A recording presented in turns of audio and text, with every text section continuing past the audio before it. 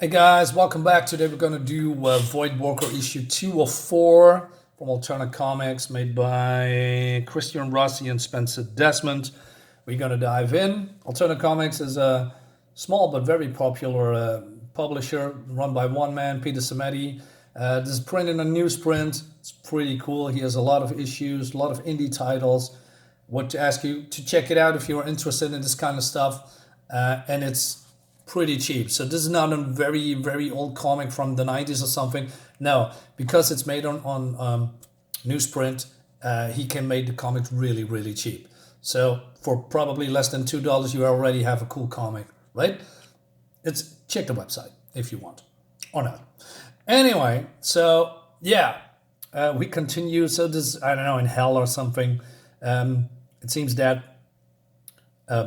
the barrier is now open or something, and demons want to get through, but they are being stopped by another demon. It's a little bit confusing here and there because reasons, but we're gonna find out probably.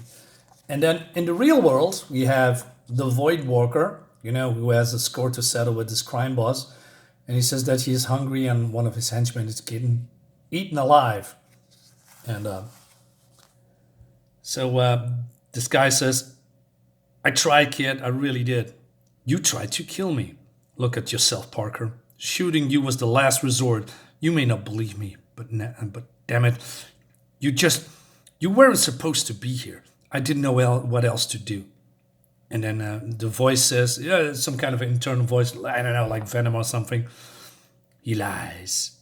He wants the crystals for himself. So crystals, I thought, what crystals? And then the police comes, and on this crime scene, it looks great though. And then I don't know, he's getting teleported away or something, and then they are left here with the dead bodies.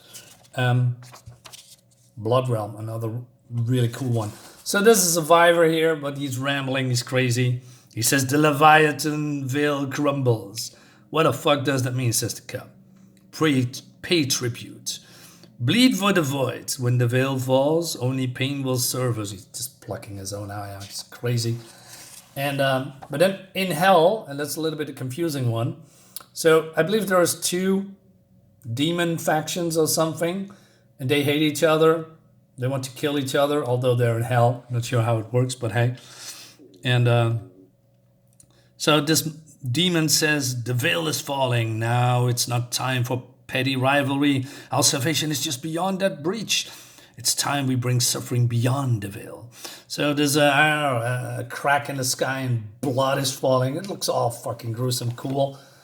But then, like I said, there's another creature coming, and that's the rival, I guess. And he says, Virgil, you should have stayed dead.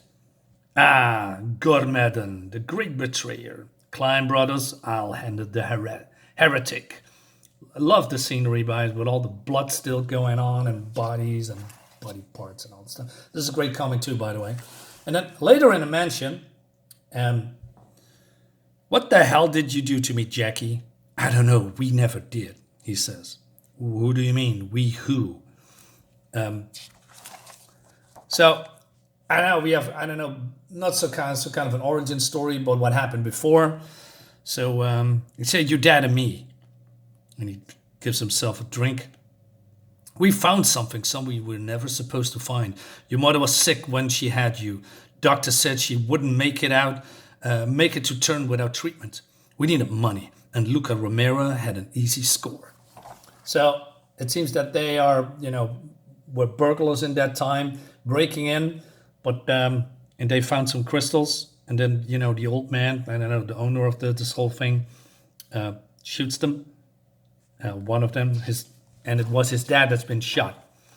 Your dad disappeared in one of those portals, where I was standing empty-handed over some dead German guy. So probably you just killed the guy. You didn't look for him, and then he starts to cry, which is a little bit off. I don't know, it just looks weird. A couple of days later, you came into the world. Your mother didn't make it through the night. I thought, if anyone would bring your father back, it would have been that night. I spent days trying to wrap my hand around it.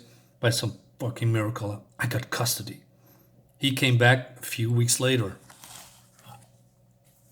And I heard you crying and found him by your crib. But so he's changed. He's has some kind of a demonic look on his face, and he's rambling. And oh, by the way, ads 2020, guys. And he told me of a world outside of ours.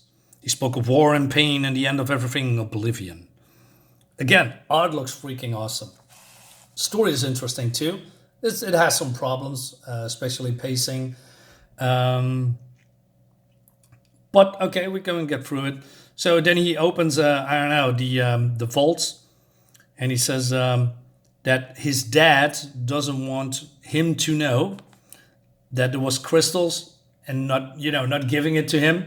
But then he does it anyway. So he opens up the vault, and he says he made me promise to take care of you, to never let you hear them, and never tell you what happened. He didn't want anyone going looking for him, especially you. I made my promise, kid. I'm sorry. And then, I don't know, he uses the portal while he has the crystal. All right. But it says here, sorry, my eyes are still problems with my eyes. Before he left again, he gave me 2 of the crystals we stole that night. Told me to hold on to them until he came back. All right. And then that's the one. He kicks him to hell through the portal. And then these guys are still going at him. And then I believe this is the other one. Absalom sends gifts from the other side. And then, just like with the other guy, with Voidwalker, he just looks in and he is, mesmerized, I guess, or hypnotized. Not entirely sure. So this guy, it's his father. What a surprise. He says, Jackie, don't do it. Don't listen to it. And he's getting, eviscerated. So, give me your blood, maggot.